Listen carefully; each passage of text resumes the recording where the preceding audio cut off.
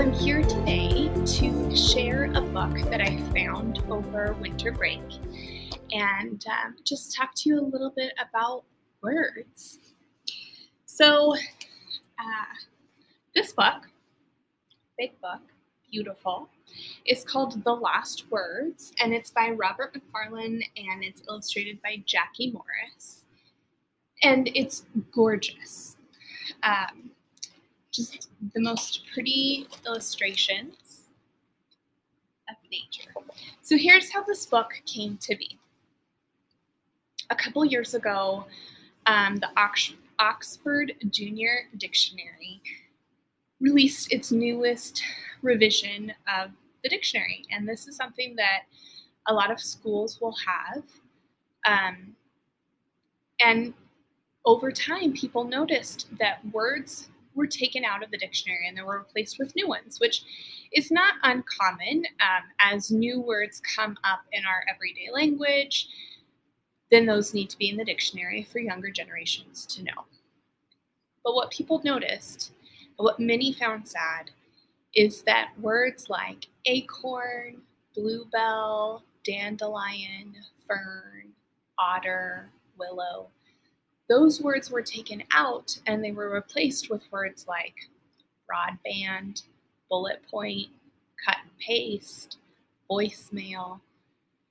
And it got a conversation going about how kids can name with about 80% accuracy Pokemon characters and about 50% accuracy of real species in the world, so trees, grasses, birds. And that made a lot of people sad and alarmed and worried that little kids and even adults might know cut and paste, but they might not know the word willow. And so that's where a lot of authors kind of came together and protested this, but Robert Macfarlane came up with The Lost Words. And he took each one of these words and writes beautiful poems that are meant to be read and meant to be heard aloud and celebrated and dreamed of. So I'm going to share a couple of these with you and then challenge you to a little project. So the first one that I'm going to be reading is, actually, I want to read the introduction. Sorry, I forgot. So it says, once upon a time, words began to vanish from the language of children. They disappeared so quietly that at first almost no one noticed, fading away like water on stone. The words were those that children used to name the natural world around them. Acorn, adder, bluebell, bramble, conker, gone. Fern, heather, kingfisher, otter, raven, willow, wren, all of them gone. The words were becoming lost, no longer vivid in children's voices, no longer alive in their stories. You hold in your hands a spellbook for conjuring back those lost words. To read it, you will need to seek and find and speak. It deals in things that are missing and things that are hidden, in absences and appearances. So, the one that I'm going to start for us today is acorn. So, beautiful illustration. And then, their poems, they are acrostic poems, so that's where the word goes down, and then writing descriptive, figurative language is going to come across. So it says, you can't really see it right now, but it says acorn in beautiful gold letters, and then across, it's going to talk about the acorn. So here we go. Acorn. As flake is to blizzard, as curve is to spear, as knot is to net, as one is to many, as coin is to money, as bird is to flock, as rock is to mountain, as drop is to fountain, as spring is to river, as glint is to glitter, as near is to far, as wind is to weather, As feather is to flight, as light is to star, as kindness is to good, so acorn is to wood. One more time, the beautiful picture. In between each of the poems are more illustrations.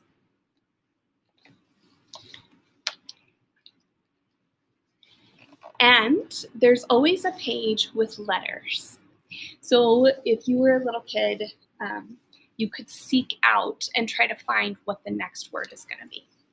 So as you're looking, and I don't know that you can tell from far away, but some of the letters are a different colored font, and that's how you tell what word is going to come next. So the next word is adder, so A-D-D-E-R. And this font color is a little bit different than the gold letters that are around. And you can also see, do you see the snake? An adder is a snake. Do you see the slithering? It's hard to do backwards. So the next one is a little magical poem about an adder. So here's my my project. When I was reading this and I was doing searching online, I found a project from Knitters, and it's a make-along. And so knitters and crocheters and stitchers, we're going to come together and choose one of these words and make a project out of it. So I'm thinking socks, maybe with a delicate lace pattern like a fern. And then I thought, well, why would we limit it to fiber, right? You can make songs. You could make a scavenger hunt outside. You could make photography. You could make painting. You could make a scientific sketch.